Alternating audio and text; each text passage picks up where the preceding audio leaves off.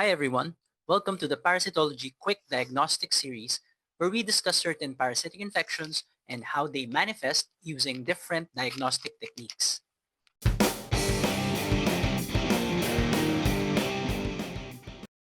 Today's case is neurocysticercosis.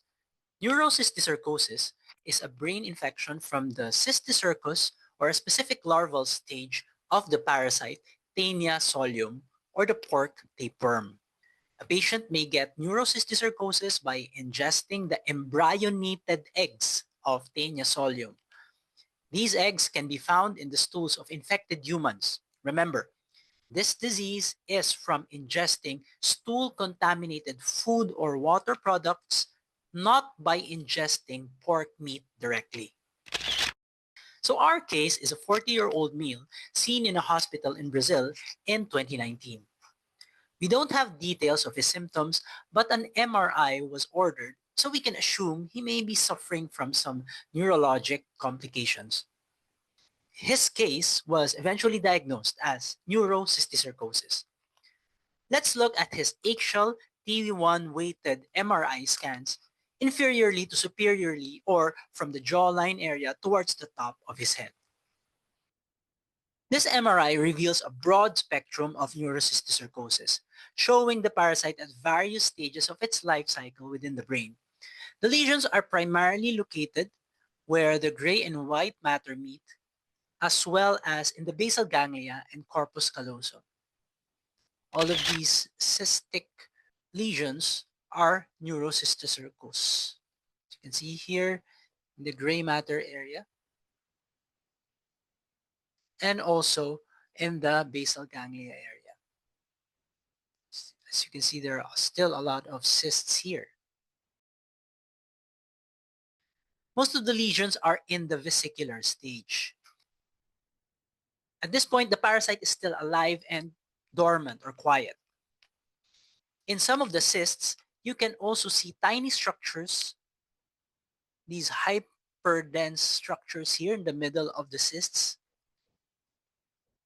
which are the scolex of the tapeworm.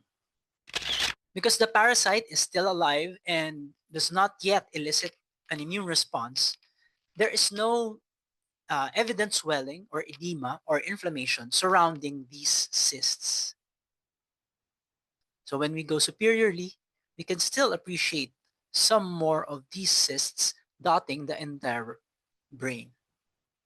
At this cut, you can also appreciate that there is obliteration of the right ventricular space. And moving more superiorly, you can see that there is a midline shift already happening. If you move more superiorly, you can appreciate this large cyst which has a hyper-intense rim. And if you go more superiorly, you can delineate this cyst which is larger compared to the other cysts. Now this one does not show any of the hyper-intense structure in the middle or the scolex.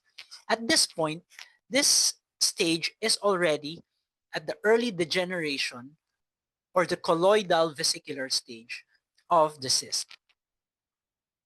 The scolex becomes less visible and the edges of the cyst starts to show a light ring enhancement. You can also see the first signs of the body's immune response appearing as minimal swelling in the surrounding brain tissue, so there is already brain edema, causing the midline shift.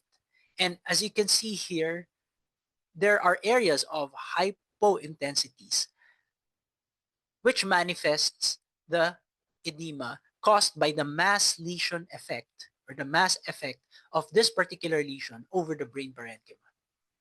By the way, this big lesion here is seen in the right superior frontal gyrus.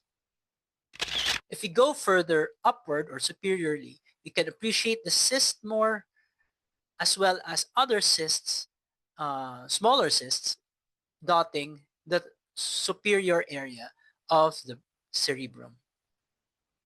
We can now then take a look at what happened to the patient after being treated with albendazole 400 milligrams for several days. We will now take a look at the patient's follow-up MRI scans after around 6 months from the initial scan we showed earlier. We can appreciate here the evolution of the brain lesions, wherein a lot of the lesions have started to resolve. Some of the lesions are still present. There are still cysts, and you can also see some cysts containing scoliosis. But if we move further superiorly, the right ventricle is already visible, and there seems to be resolution of the midline shift. If you move further superiorly, there is little evidence of the large colloidal vesicular stage of the cyst, which we appreciated from the previous scan. Moving further superiorly, there are some evidence of slight edema still occurring in the area where the large lesion was previously seen, but not as bad as before. This is the area of edema still present from the initial large cyst site.